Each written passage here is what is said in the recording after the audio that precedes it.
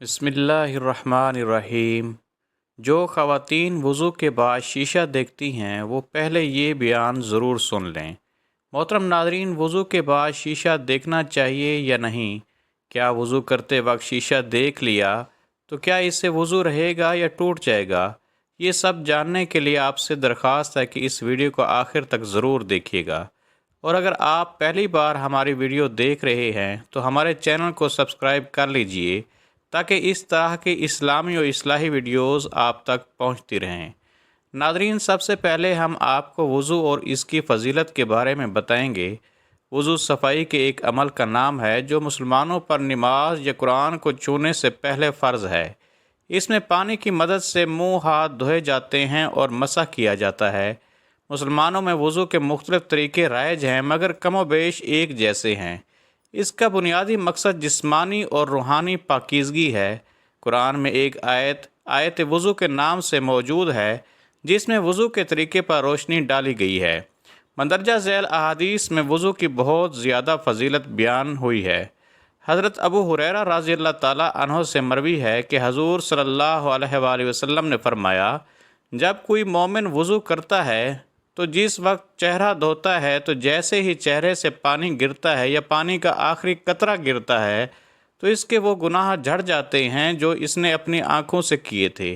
جب وہ ہاتھ دھوتا ہے جیسے ہی ہاتھوں سے پانی کے قطرے گرتے ہیں یا پانی کا آخری قطرہ گرتا ہے تو اس کے وہ گناہ بھی جھڑ جاتے ہیں جو اس نے اپنے ہاتھوں سے کیے تھے۔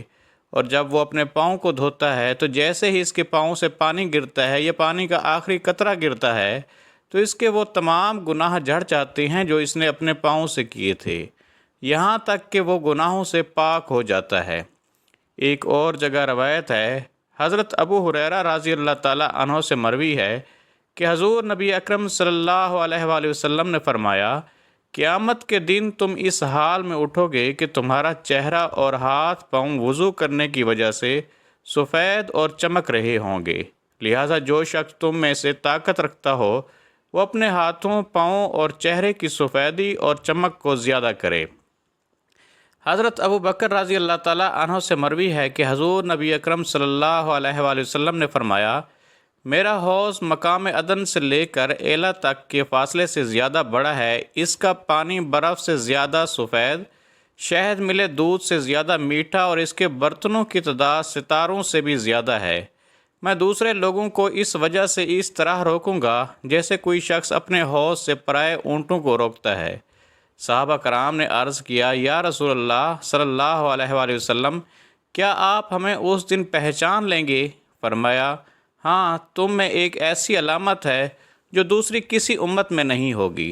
تم جس وقت حوض پر میرے پاس آؤ گے تو تمہارے چہرے اور پاؤں آثار وضو کی وجہ سے سفید اور چمکدار ہوں گے۔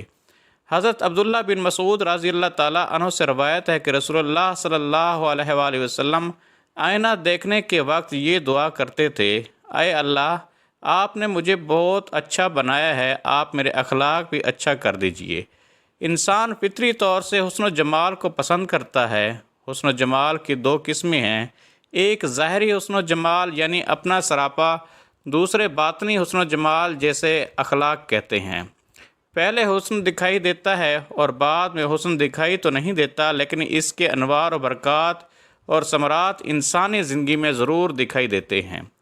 ظاہری حسن میں چہرے کو بڑی اہمیت حاصل ہے اور چہرے کے نشیب و فراز اور حسن سے شخصیت کا امتیاز ہوتا ہے، لیکن اللہ نے چہرے کو جسم کے ایسے حصے میں بنایا ہے کہ دوسرے چہرہ دیکھ سکتے ہیں، خود چہرے کا مالک اسے نہیں دیکھ سکتا۔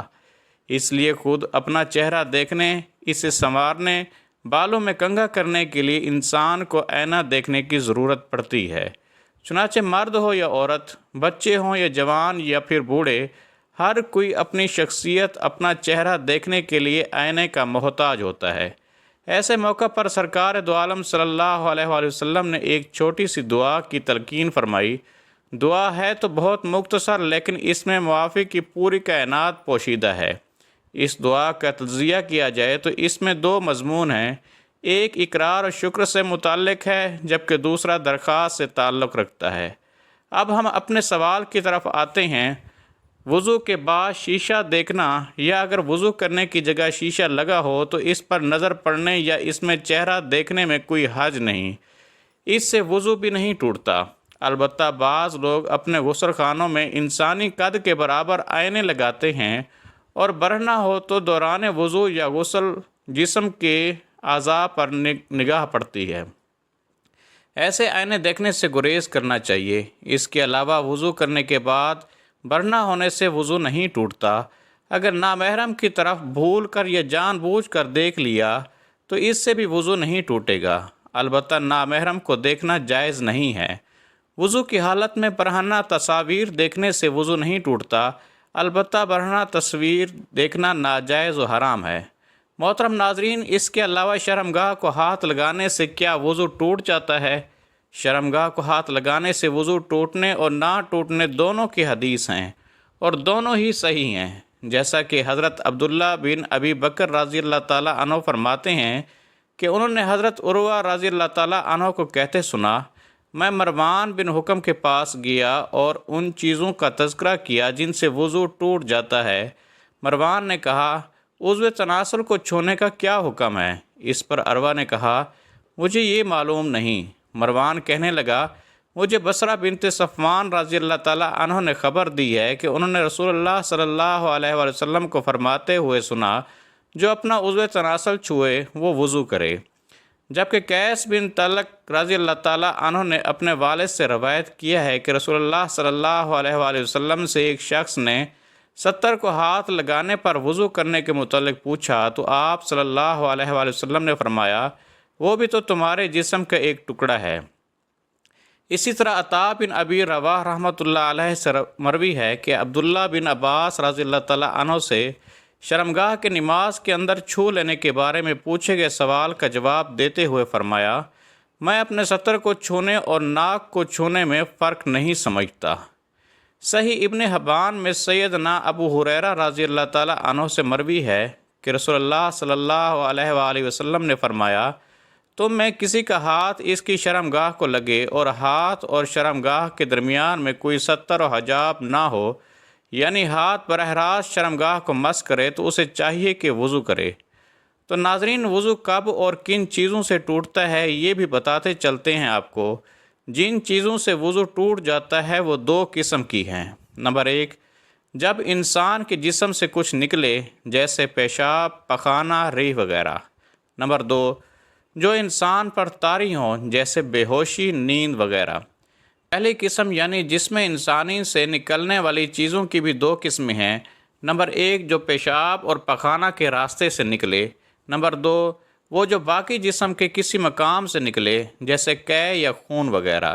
ان 2 راستوں کے علاوہ جسم کے باقی حصے کی کسی مقام سے کچھ نکلنے کی یہ صورتیں ہیں، کوئی ناپاک چیز نکلے اور جسم پر بہے، مثلا خون، کچ، لہو یا پیپ وغیرہ، تو وضو ٹوٹ جاتا ہے، خواہ وہ تھوڑی سی بہے۔